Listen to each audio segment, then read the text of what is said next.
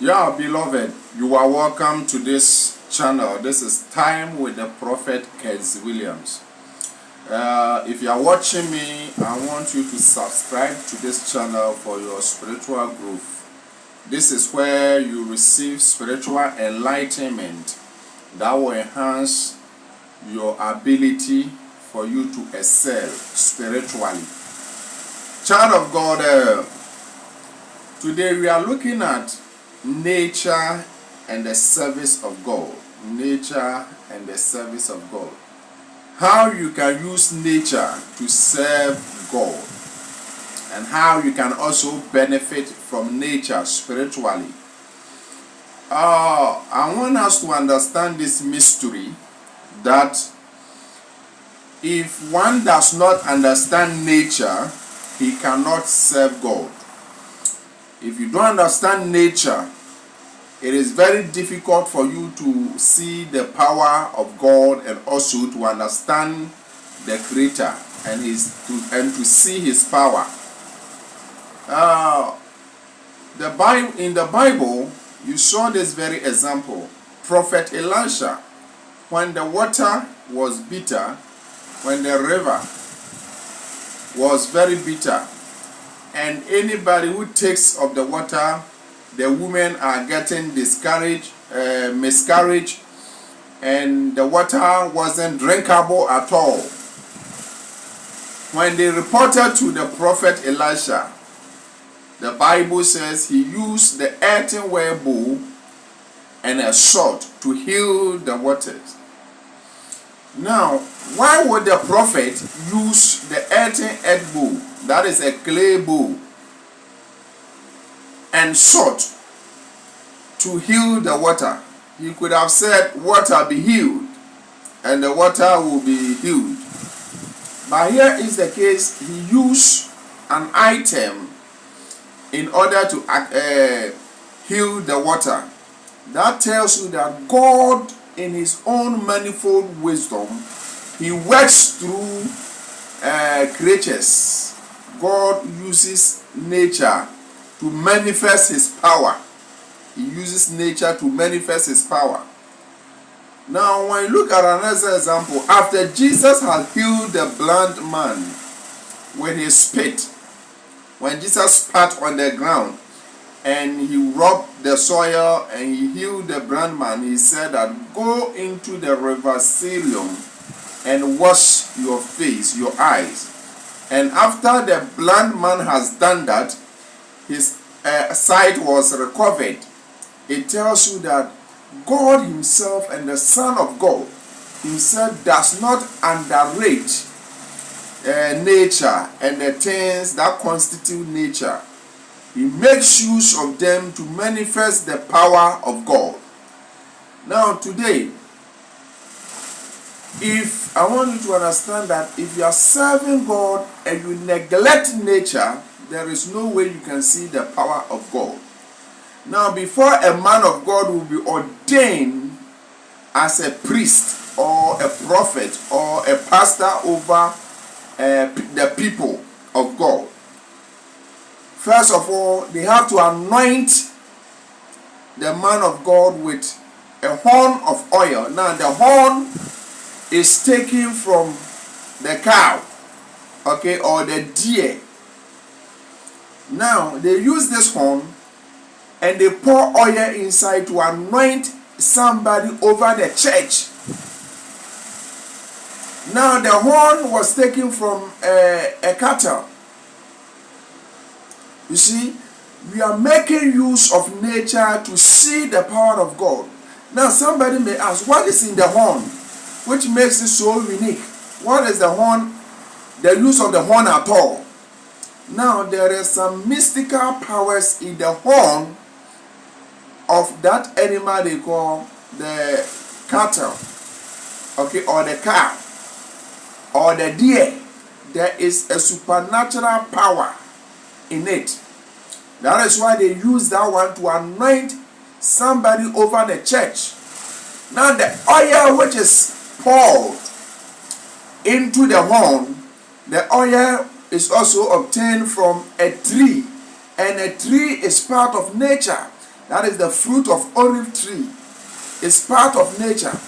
Now, when somebody is serving God and he makes use of nature, the things of nature, like herbs, waters, and all those creatures around us, that person is never a taboo to use those things, or that person is not worshiping idols, but rather you make use of the creatures which is around you to activate the power of God.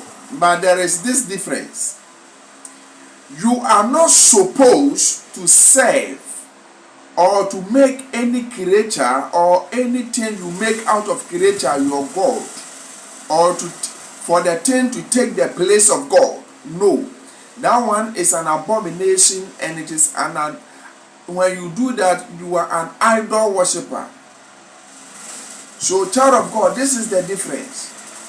Now let's look at this example in the Bible. The Bible says when God instructed Moses to build the covenant box, he gave the dimension, everything, and Moses built the covenant box. God should have told Moses, or should have told Moses to go and wait for him on Mount Sinai, and he would just conjure or release the box from heaven. But here is the case. Moses made the covenant box himself. After he has made the covenant box, the Bible said the Lord instructed him to put the 10 Commandments, which is the tablet of stones. And that tablet of stone was taken from Mount Sinai. Mount Sinai was a stony mountain, okay, a rocky mountain. That is where he took those tablet of stone, and God instructed him to script the 10 Commandments upon it. Now, after he has written the 10 Commandments upon it, when he made the covenant box, he placed the 10 Commandments, which represent the voice of God, the power of God, into the covenant box. And he also placed into it the Aaron staff. Okay, Aaron's staff was also put into the covenant box. Now the Aaron staff was also taken from the earth. It was taken from a tree, and it was placed in the covenant box. Also, the manna that God gave to the Israelites when they were treading on the desert, a sample of the manna was also placed or put into the covenant box. Now, a covenant box which has been made on the earth using the things of nature, after it has been made, the Bible says it represents the power of God, and it was demonstrating the power of God so mystically, to the extent that wherever the Israelites will carry the covenant box to engage in war or warfare against any nation, they end up emerging victoriously. It tells you that when you use faith in taking up something which is of nature, and you decree the power of God over it, or you pray over it, and you make use of it, God manifests his power through the thing that we have taken out of nature, to release his power into humanity to help you come out of your predicament or your problem. For example, when you use herb and you pray a prayer over the herbs, and you make use of the herbs, and it solves your spiritual problem, you have just activated the power of God he has inculcated into nature. He has put into nature. So when it happens like that, you are still serving the Lord, and it spoils nothing. It is not an idol. You are not going to worship it as your God. It is not going to take the place of God, but you are using it to manifest the power of God. You are using it to activate miracle.